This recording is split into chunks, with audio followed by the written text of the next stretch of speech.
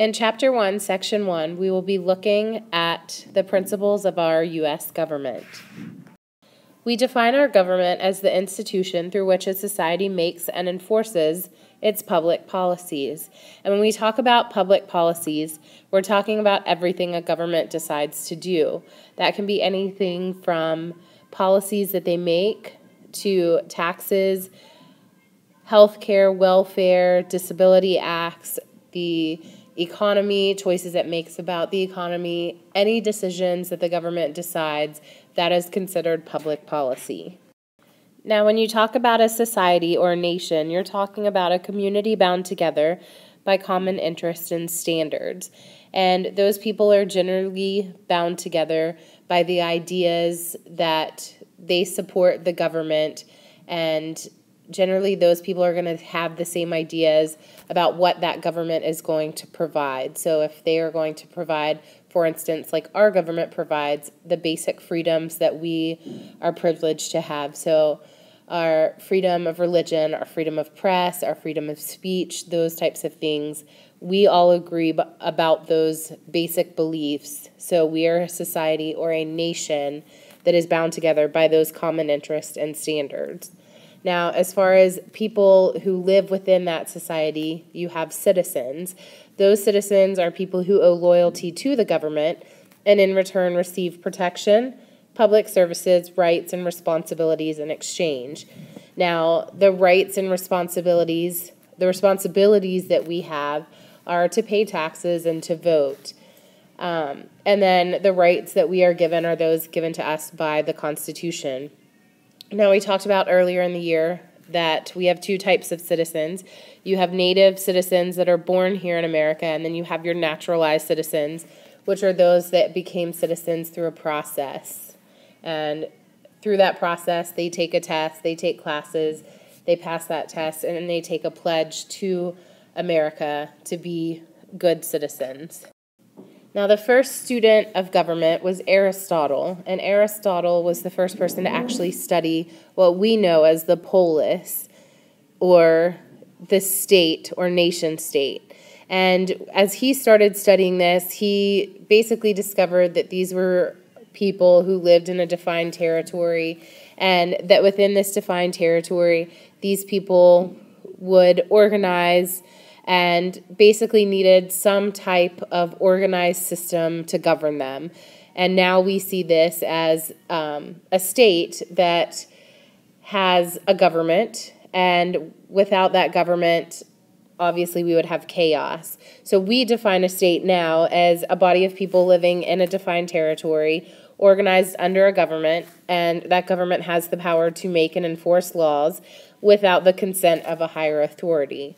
So under Aristotle's belief, he knew that people who were living within a territory had to have a higher power to basically oversee that group.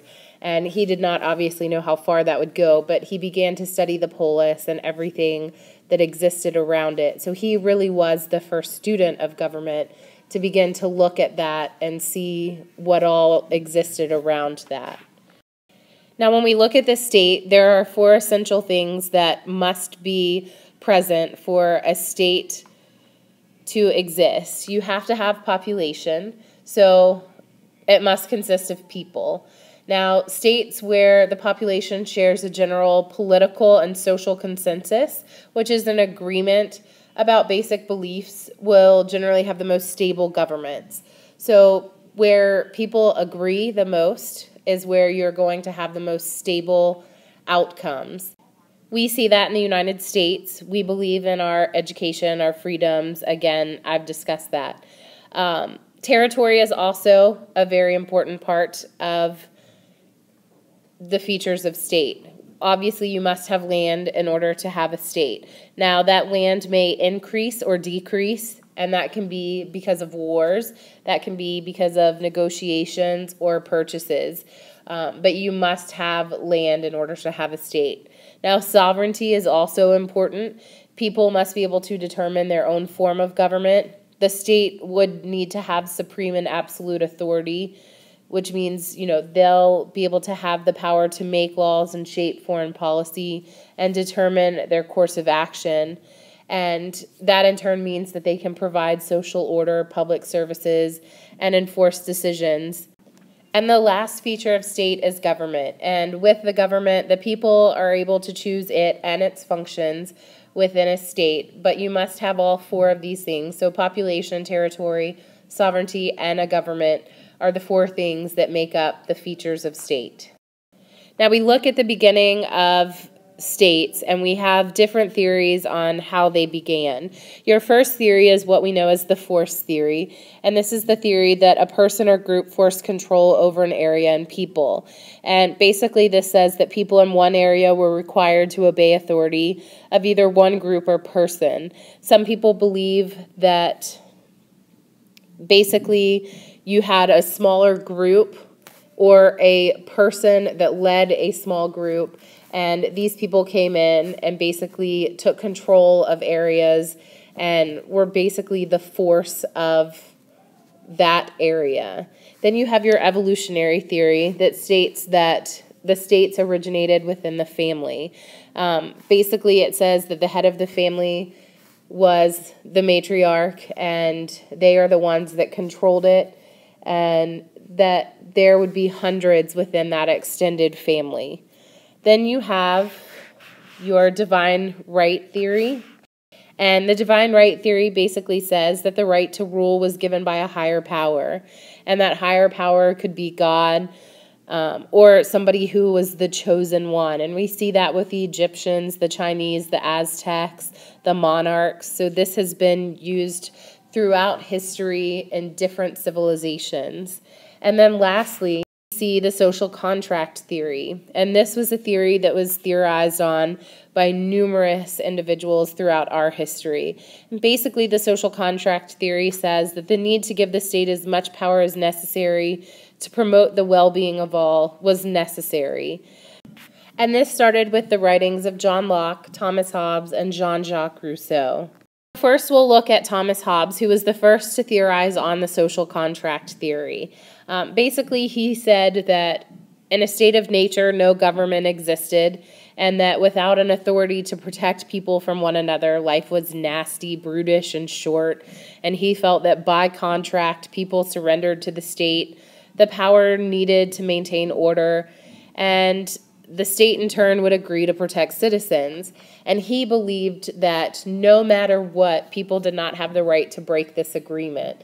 And so basically what he was saying is us as citizens, even if the government did something wrong, we in no way had the right to go against our government.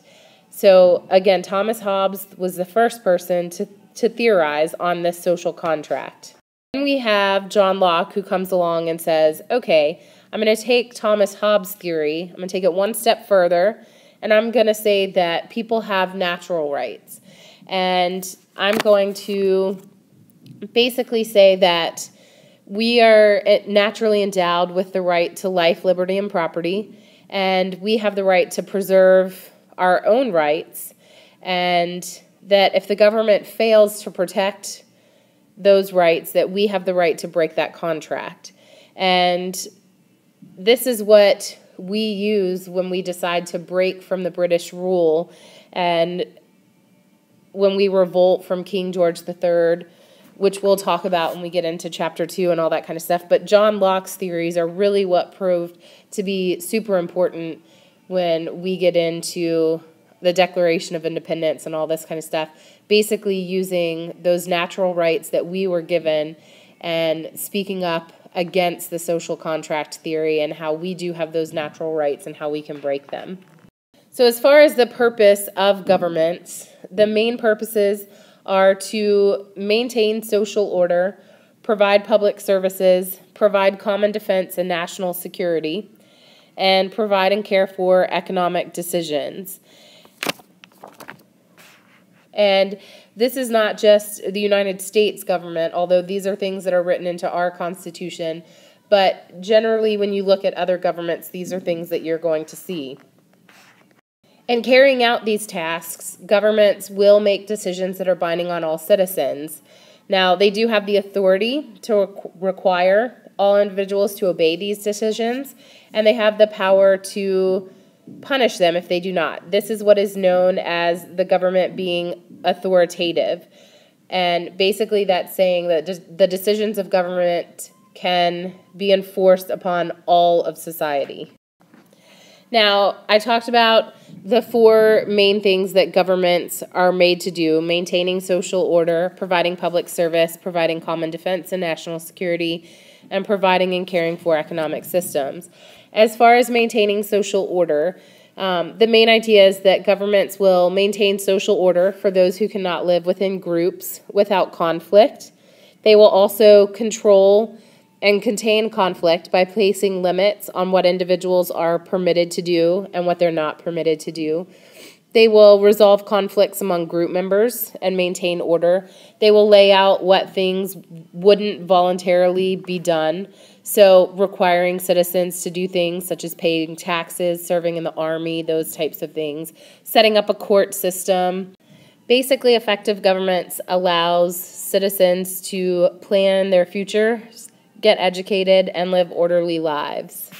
Now, as far as providing for public services, this makes community life possible and also promotes the general welfare. Examples of this would be your sewer systems, your waterways, your water systems, your water filtration, anything that you go about your daily life without really thinking about, but that makes your daily life possible. Also, making and enforcing laws that promote public health and safety. So government officials that check meat and produce, people that are required to pass driving tests, background checks on guns, all of that kind of stuff is part of the public services that are provided for us on a day-to-day basis. Now, providing for the common defense and national security, this is protecting us against attacks from other states, which obviously we do not have to worry about as much now as they had to do in the early days. However, this does set up our police force, our military, and our National Guard. It also protects against acts of terrorism and provides economic security by enacting trade agreements with other countries. Also, we can make treaties, trade agreements, and set up strong foreign relationships with other countries. Then, providing and caring for economic systems. Obviously, no country or government will ever be able to provide citizens with everything they need or desire. We are never going to have everything we want. People are always going to want more. However, governments can work to give people as much as they possibly can. Governments will pass the laws that shape economic security and make choices that distribute benefits among the citizens. They will be the ones to coin money, to print money. They will also be the ones to set tax advantages for certain industries, farmers, those types of things. They will also try to stimulate economic growth, and they will do that by encouraging trade, controlling inflation, and trying to regulate development of natural resources.